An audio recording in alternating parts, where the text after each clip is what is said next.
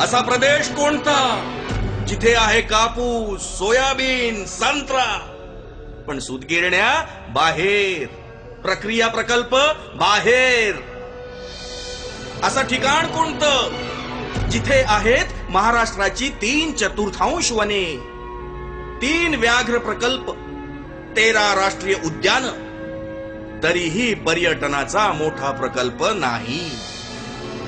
असं ठिकाण कोणतं जिथे आहेत महाराष्ट्राची 2/3 खनिजे, पण उद्योग नाहीत?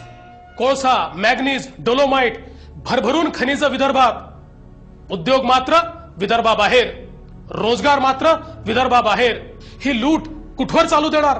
सर्व काही आमच्या जवळ असताना आमची मुलं नोकरीसाठी कधीपर्यंत दारोदार फिरणार? कोळसा, मॅंगनीज, डोलोमाइट, खनिजांच्या भरभरून खाणी विदर्भात, पण उद्योग विदर्भाबाहेर, रोजगार विदर्भाबाहेर. ही लूट कुठवर चालू देणार? सगळं असूनही आमची पोरं नोकरीसाठी दारोदार फिरणार? रस्त्यांचा अनुशेष 20,000 किलोमीटर. IIT, IIM सारखी दर्जेदार सरकारी शिक्षण संस्थाने तिकडे.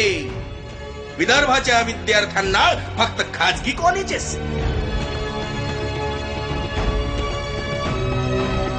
विदर्भात 3 ते 5 लाख नव्या रोजगार निर्मितीचा सर्वात मोठा प्रकल्प म्हणजे Mihan, multi modal international hub airport at Nagpur. Mihan म्हणजे विदर्भाचा भाग्योदय करणारा प्रकल्प.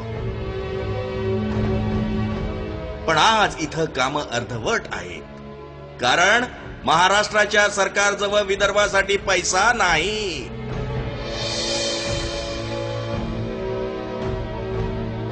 विदर्भ ज्याचा उल्लेख वेद आणि पुराणात सापडतो. वनवासात जाताना श्रीराम, लक्ष्मण, जानकी यांचे जिथे निवास होते, रुक्मिणी हरण जिथे घडलं, पांडवांनी जिथं अज्ञातवास पूर्ण केला, महाकवी कालिदासानं जिथं संस्कृत काव्य मेघदूतमची रचना केली, इतिहास संशोधक चीनी पर्यटक युएन सांग यानं ज्याच्या श्रीमंतीचं वर्णन केलं तो विदर्भ. शिवरायांच्या मातोश्री जिजाऊ यांचं माहेर घर, नागवंशीय गोंड राजे आणि नागपूरकर भोसले यांचा विदर्भ. स्वातंत्र्यपूर्व काळात जिथून राष्ट्रभक्तांच्या आंदोलनाचे सूत्रसंचालन होत असे, डॉक्टर हेडगेवार, गाडगे बाबा, राष्ट्रसंत तुकडोजी महाराज, विनोबा भावे, प्रज्ञाचक्षू गुलाबराव महाराज, डॉक्टर पंजाबराव देशमुख अशा थोर नररत्नांची खाण म्हणजेच विदर्भ. जिथं क्रांतीचे महासूर्य डॉक्टर बाबासाहेब आंबेडकर यांनी लाखो अनुयायांसमवेत धम्मदीक्षा स्वीकारली होती. British राजवटीतले central provinces and Berar राज्य स्वातंत्र्यानंतर 1950 साली झाले मध्य प्रदेश. राजधानी मात्र नागपूरच राहिली. 1956 साली राज्य पुनर्रचना आयोग फजल अली कमिशनचा हा रिपोर्ट आला. काय म्हणतो हा रिपोर्ट? विदर्भ हे स्वतंत्र राज्य केलं तर ते एक स्वयंपूर्ण राज्य असेल असं स्पष्टपणे सांगणारा हा रिपोर्ट आहे. मात्र झालं उलटच. 1960 साली विदर्भाला महाराष्ट्र राज्यात सामील करण्यात आलं आणि इथूनच संपन्न विदर्भाला ओहोटी लागली. भारतीय संविधानाचे जनक डॉक्टर बाबासाहेब आंबेडकर यांनी याचा विरोध केला होता. त्या द्रष्ट्या महामानवानं विदर्भातील जनतेला या धोक्यापासून सावध राहण्याची पूर्व सूचना दिली होती आणि झालेही तसेच. या विदर्भाच्या कापूस बाजारात विदर्भाच्या शेतकऱ्यांच्या किती गाड्या आल्या, यावरून आंतरराष्ट्रीय बाजारपेठेचे भाव ठरायचे. पण आज ते दिवस विदर्भाचे गेले. जिथे हिरे मोती पिकल्या जायचे त्या ठिकाणी आज फक्त धूर दिसतोय. ब्रिटिश राज्यकर्त्यांवर विदर्भाच्या शेतकऱ्यांचे पैसे उधार किंवा कर्जाच्या रूपानं राहत असत. ते नंतर ब्रिटिशांना विदर्भाला परत करावे लागेल. म्हणजे इंग्रजांना कर्ज देणारा विदर्भाचा शेतकरी आज स्वतः कर्जाच्या खाईत आहे. आपल्या विदर्भाला जुनं वैभव पुन्हा मिळू शकतं, पण त्याकरता पहिलं पाऊल वेगळ्या विदर्भ राज्याची निर्मिती. विदर्भाची प्रवाही सिंचन क्षमता झटक्यात वाढू शकते. 55 लाख हेक्टर पैकी 35 लाख हेक्टर जमीन सिंचित होऊ शकते. शेतकऱ्यांचे उत्पन्न प्रति हेक्टरी 30,000 रुपयांनी वाढू शकते. म्हणजे विदर्भाच्या शेतकऱ्यांना तब्बल 11,000 कोटी रुपये दरवर्षी जास्तीचे मिळतील. हक्काची बाजारपेठ इथंच मिळाली पाहिजे, इथंच प्रक्रिया आणि इथूनच ब्रँडिंग झालं पाहिजे. तर 5 लाख नवे रोजगार मिळतील. विदर्भाच्या कोरडवाहू जमिनीत सेंद्रिय शेती केली तरच युरोपियन राष्ट्रांकडून चांगले भाव मिळतील. एकट्या बांबू आधारित प्रोसेसिंग युनिटमुळे 1 लाख नवे रोजगार येऊ शकतात. विदर्भाच्या खाणीत 50 ते 75,000 कोटींची गुंतवणूक आणली जाऊ शकते.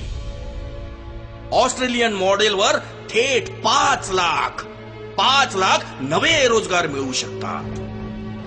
इको टुरिझम साठी 1,000 कोटी रुपयांची गुंतवणूक आणि 5 लाख लोकांना प्रत्यक्ष किंवा अप्रत्यक्ष रोजगार शक्य आहे. याचाच अर्थ वेगळा विदर्भ झाल्यानंतर ठराविक कालावधीत विदर्भाच्या 10 ते 15 लाख तरुणांना इथेच हक्काचा रोजगार मिळेल. म्हणजे बेरोजगारीला बाय बाय करून आमच्या तरुणांना सन्मानानं जगता येईल. विदर्भाच्या जनतेला आता हे महाराष्ट्राचं सरकार न्याय देऊ शकत नाही. महाराष्ट्राच्या तिजोरीत विदर्भाच्या विकासासाठी पैसा नाही.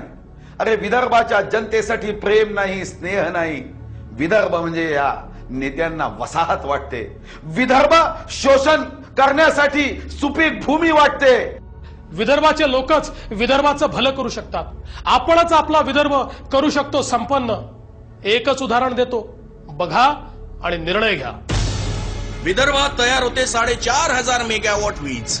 मात्र विदर्भाला गरज आहे केवळ 1200 किंवा 1,500 मेगावॉटची. महाराष्ट्रात राहून ती सुद्धा मिळत नाही. वेगळ्या विदर्भ राज्याला स्वतःची गरज भागवून उरलेली वीज उंच दरात विकता येईल. 8 ते 12,000 कोटींची मिळकत होईल. कसा असेल आपला विदर्भ? सुखी, संपन्न आणि आदर्श. जिथं वाळवंट किंवा दुष्काळ नसेल, प्रत्येक शेतकऱ्याच्या शेतीला पाणी, प्रत्येक घराला वीज, प्रत्येक विद्यार्थ्याला शिक्षण, प्रत्येक बेरोजगाराला रोजगार.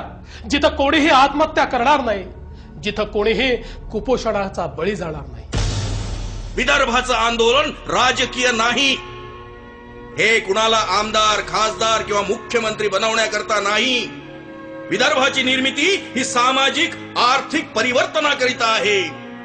विदर्भातल्या दीन दलित, गोरगरीब, आदिवासी, बेरोजगार, विद्यार्थी आणि शेतकरी यांच्या जीवनामध्ये सामाजिक आर्थिक परिवर्तन करण्याची ही चळवळ आहे.